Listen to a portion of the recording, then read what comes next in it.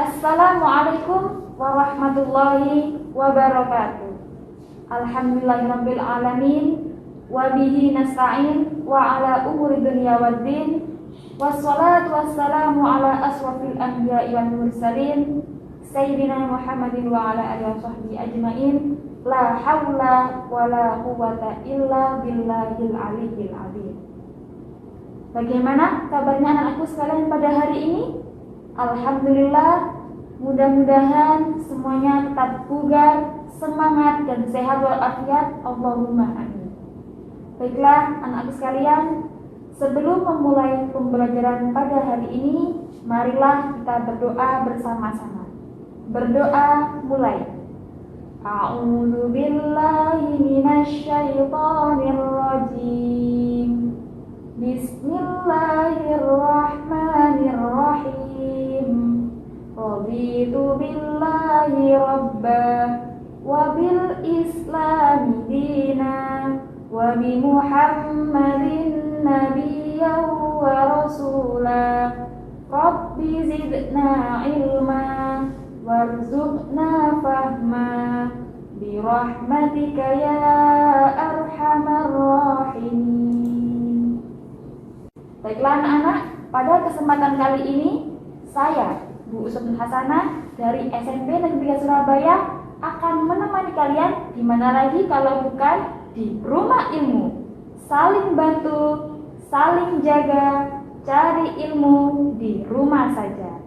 Walaupun belajar dari rumah, jangan lupa untuk tetap menjaga protokol kesehatan dengan menerapkan 5M. Yang pertama, memakai masker. Yang kedua, mencuci tangan. Yang ketiga, menjaga jarak. Yang keempat, menjauhi kerumunan. Dan yang kelima, mengurangi mobilitas. Pada pertemuan kali ini, kita akan membahas materi tentang dengan ilmu semua menjadi lebih mudah. Dengan tujuan pembelajaran, yang pertama, membaca Quran surat Ar-Rahman surat yang ke-55 ayat 33 dan Quran surat Al-Mujadalah surat yang ke-58 ayat 11 dengan tartil beserta artinya. Yang kedua, mengidentifikasi tajwid tentang hukum bacaan al-takrif, yakni idgham syamsiyah dan idhar qamariyah. Yang ketiga ialah menjelaskan kandungan Quran surat Ar-Rahman dan surat Al-Mujadalah. Yang keempat, menampilkan contoh perilaku semangat menuntut ilmu sesuai implementasi Quran surat Ar-Rahman dan surat Al-Mujadalah. Baiklah anak-anakku sekalian, marilah kita simak animasi berikut ini. Kita amati animasi yang pertama. Menunjukkan apa? Ya, yaitu orang yang berjalan kaki dari Surabaya ke Jakarta. Lalu kita amati animasi yang kedua. Menunjukkan apa? Ya, orang berkendara motor untuk pergi dari Surabaya ke Jakarta. Lalu kita amati animasi yang ketiga. Menunjukkan apa? Ya, betul sekali, yaitu pesawat yang digunakan untuk pergi dari Surabaya ke Jakarta. Dari ketiga animasi tersebut, siapa yang dapat menjelaskan? Ya, silakan Anissa. Oke, bagus sekali penjelasannya, luar biasa. Ada yang lain? Oke, silakan Bima. Ya, bagus sekali jawabannya. Semua jawabannya anak bagus-bagus dan tepat sekali. Dari ketiga animasi tadi menggambarkan tentang perjalanan dari Surabaya ke Jakarta. Pertama, pada awalnya orang berjalan kaki dari Surabaya ke Jakarta. Lalu berapa hari? Bisa dibayangkan berapa hari, berapa jam yang dibutuhkan untuk sampai di sana. Lalu yang kedua, karena perubahan zaman yang semakin canggih, orang beralih berkendara sepeda motor untuk pergi dari Surabaya ke Jakarta. Namun bisa dibayangkan pula berapa hari, berapa jam hingga orang tersebut sampai ke tempat tujuan. Kemudian semakin bertambah majunya zaman, orang yang pergi ke Jakarta mulai menaiki pesawat yang hanya bisa ditempuh dalam waktu 1 jam. perkembangan yang demikian ini, orang yang hendak pergi dari Surabaya ke Jakarta, mulai dengan jalan kaki, lalu menaiki sepeda motor, hingga naik pesawat adalah bagian dari perkembangan ilmu pengetahuan. Setelah kita tadi memahami dan mempelajari ketiga animasi tersebut, maka dapat kita simpulkan ada 3 konsep. Yang pertama, yaitu semua ada ilmunya. Maksud di sini adalah perkembangan dari orang yang mulanya berjalan kaki, kemudian berkembang naik sepeda motor, hingga menaiki pesawat terbang dari Surabaya ke Jakarta. Lalu konsep yang kedua, semua bisa dipelajari. Maksud di sini apa? Yaitu semua ilmu, apapun yang ada di bumi ini bisa dipelajari, baik itu ilmu matematika, ilmu agama, ilmu IPA, dan lain sebagainya. Lalu konsep yang ketiga, yaitu semua ada prosesnya. Maksudnya di sini adalah orang yang mencari ilmu ada prosesnya, melalui proses dari TK, SD, SMP, SMA, hingga perguruan tinggi S1, S2, S3, hingga dia sampai mencapai cita-cita. Jangan kemana-mana, tetap di rumah ilmu. Saling bantu, saling jaga, cari ilmu di rumah saja. Masih berjumpa kembali di rumah ilmu. Saling bantu, saling jaga, cari ilmu di rumah saja. Oke, setelah kita tadi memahami 3 konsep ilmu pengetahuan, dapat kita ketahui pula bahwa dengan ilmu pengetahuan seseorang bisa tercapai impian dan cita-citanya. Ada yang jadi seorang guru, seorang ilmuwan, dokter, dan lain sebagainya. Selain itu, yang paling penting ialah dengan ilmu pengetahuan semua menjadi lebih mudah.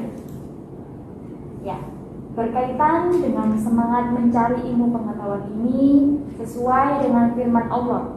Quran surat Ar-Rahman surat yang ke-55 ayat 33 dan Quran surat Al-Mujadalah surat yang ke-58 ayat 11 yang berbunyi, A'udzu billahi minasy syaithanir rajim.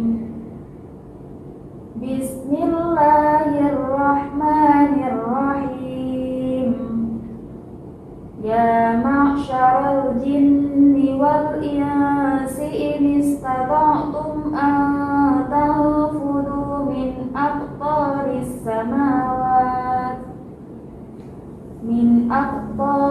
samawati wal ardi fanfudhu la tanfudhuna illa bisultan.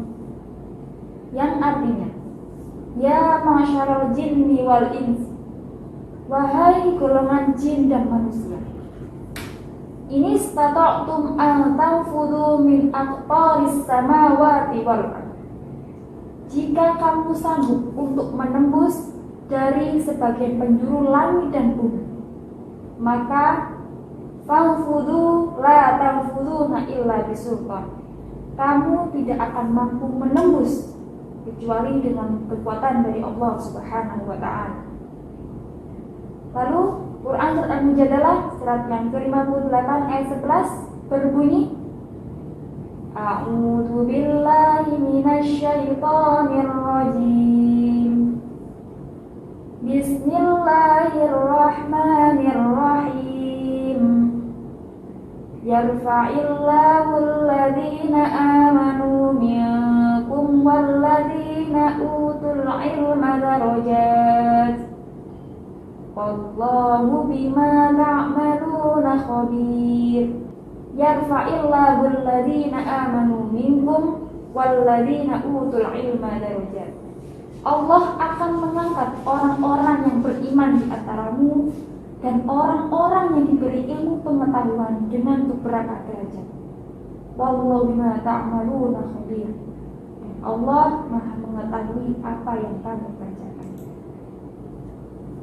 Setelah memahami firman Allah, Quran surat Ar-Rahman surat yang ke-55 ayat 33, Dan surat Al-Mujadalah surat yang ke-58 ayat 11 ini kita diwajibkan untuk mencari ilmu sebagaimana hadis Rasul. Thalabul ilmi fardun ala kulli muslimin wa muslimatin. Yang artinya mencari ilmu itu adalah wajib bagi setiap muslim laki-laki maupun muslim perempuan. Hadis riwayat Ibnu Abdul Bar. Selain itu anak-anak, terdapat satu Rasul yang lain, yaitu man arada dunya fa'alaihi bil ilmi wa man arada al-akhirah fa'alaihi bil ilmi wa man aradahuma fa'alaihi bil ilmi. Yang artinya barang siapa yang menghendaki kehidupan dunia, maka wajib baginya memiliki ilmu. Dan barang siapa yang menghendaki kehidupan akhirat, maka wajib baginya juga memiliki ilmu. Dan barang siapa yang menghendaki keduanya, maka wajib baginya untuk memiliki ilmu. Hadis riwayat Tirmidzi. Ilmu tidak akan membawa kebahagiaan saja di dunia, tetapi juga akan membawa kebahagiaan di akhirat. Sesuai dengan sabda Rasul, man salaka tariqan yaltamisu fihi ilman sahalallahu lahu bihi tariqan ilal jannah. Barang siapa yang berjalan untuk mencari ilmu, maka Allah akan memudahkan diri jalan menuju surga.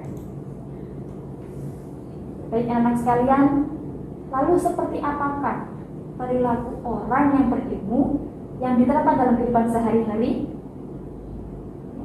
Yang pertama ialah tawadhu atau rendah hati, tidak sombong dengan ilmu yang dimilikinya. Lalu yang kedua, semangat di dalam belajarnya juga sambil berdoa. Yang ketiga, rajin, yaitu tidak pernah puas belajar, terus belajar meskipun sudah memiliki kemampuan. Yang keempat, cinta ilmu, tidak memilih-milih ilmu apapun semuanya dipelajari. Yang kelima, hormat dan taat kepada orang tua dan guru, seperti bersalaman ketika berangkat ke sekolah, bertutur kata yang baik, dan tidak menggunakan nada yang tinggi dan kasar. Yang keenam, yaitu beradab, memiliki sikap sopan santun dan mau menghargai orang lain. Yang ketujuh, disiplin, baik itu disiplin waktu belajar, waktu ibadah, dan lain sebagainya. Baik, jangan kemana-mana, tetap di rumah ilmu. Saling bantu, saling jaga, cari ilmu di rumah saja. Baiklah anakku sekalian, kembali lagi kita di mana lagi kalau bukan di rumah ilmu. Saling bantu, saling jaga, cari ilmu di rumah saja. Oke, baiklah anakku sekalian, dalam sesi ketiga ini sekarang kita akan mempelajari dan membahas tentang ilmu tajwid. Kira-kira anak-anak ada yang tahu bukan ya? Atau sudah pernah belajar belum ya tentang ilmu tajwid? Apakah ilmu tajwid itu? Ada yang tahu? Ya, silakan Salwa. Sudah mengangkat tangan, silakan disampaikan tentang ilmu tajwid. Apa sih ilmu tajwid itu? Ya, betul, tepat sekali. Tepuk tangan buat Salwa. Ada yang lain yang ingin mengutarakan pendapatnya tentang ilmu tajwid? Ya, silakan. Oke, Marsa. Ya. Iya, bagus sekali. Ya. Dari kedua pendapat teman kalian nih tentang ilmu tajwid, bisa kita simpulkan bahwa ilmu tajwid adalah ilmu yang digunakan untuk mempelajari cara membaca Al-Quran dengan baik dan benar. Dan dalam hal ini kita akan membahas tentang salah satu hukum bacaan dalam ilmu tajwid, yaitu tentang al-ta'rif. Kira-kira anak-anak sudah tahu belum ya tentang al-ta'rif? Atau sudah pernah belajar? Silakan angkat tangan. Oke, silakan. Ya, Akila, silakan. Oke, jadi al-ta'rif di sini ialah hukum bacaan yang disebabkan karena huruf alif dan lam yang bertemu dengan huruf-huruf hijaiyah. Nah, untuk hukum al-ta'rif di sini ada dua, dibagi menjadi dua. Yang pertama yaitu al-qamariyah atau yang disebut dengan idhar qamariyah. Lalu yang kedua yaitu idgham syamsiyah atau al-syamsiyah. Nah, kita bahas terlebih dahulu tentang hukum al-qamariyah. Hukum al-qamariyah atau idhar qamariyah ini dibaca jelas. Nah, huruf-hurufnya ada 14, yaitu alif, ba, ha, jim, kaf, waw, kha, fa, ain, qaf, ya, mim, dan ha. Disingkat menjadi abghi hajaka wa khaf aqima. Nah, contohnya siapa nih yang bisa menunjukkan contohnya? Silakan. Oke, Cinta, silakan Cinta. Ya, betul. Al-insanu. Ada lagi yang bisa menyebutkan contohnya untuk idhar qamariyah? Oke, sama lagi. Ya, boleh sama. Gak apa-apa, silakan. Al-adiyati. Ya, betul. Oke, ada lagi yang mau menyebutkan contohnya? Oke, bagus. Ya, silakan bagus. Ya, sip. Al-muriyati. Nah, itu untuk contoh-contoh dari idhar qamariyah. Lalu yang kedua, ada hukum al-syamsiyah atau yang disebut dengan idgham syamsiyah. Nah, caranya gimana untuk membaca al-syamsiyah ini? Yaitu memasukkan al ke dalam huruf-huruf syamsiyah yang ditandai dengan tasydid atau syaddah. Nah, huruf-huruf dari idgham syamsiyah ini juga ada 14, yaitu apa saja? Ya, ta, sa, dal, zal, ro, za, sin, shin, shod, dot, to, do, lam, dan nun. Oke, bagus, semuanya hafal ya, ternyata ya, sudah pintar semuanya. Oke, untuk contoh dari idgham syamsiyah, ada yang angkat tangan untuk contohnya? Oke, silakan Marsha lagi, gak apa-apa. Yang sudah menunjuk tangan angkat lagi gak apa-apa. Oke, contohnya untuk idgham syamsiyah. Ya, ar-ruhu. Nah, ada tasydidnya untuk menandai dia merupakan bacaan idgham syamsiyah. Oke, ada lagi yang mau menyebutkan contohnya untuk idgham syamsiyah? Oke, Zufar silakan. Ya, az-zakata ada tasydidnya di huruf za-nya. Oke, ada lagi yang mau menyebutkan satu lagi contoh dari idgham syamsiyah. Oke, silakan. Oh, Marsha, ya Marsha lagi nggak apa-apa. Oke, silakan Marsha.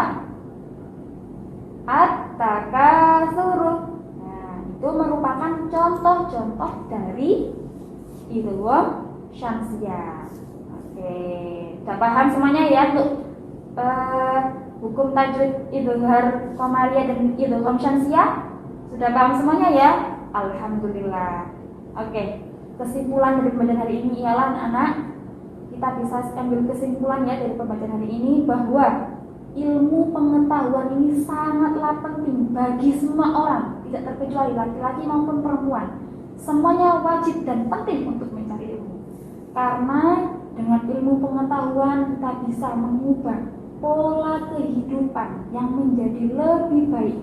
Dan sebagaimana yang telah dikatakan oleh Rasulullah SAW bahwa semua yang kita lakukan, yang kita kita ucapkan semuanya berdasarkan ilmu.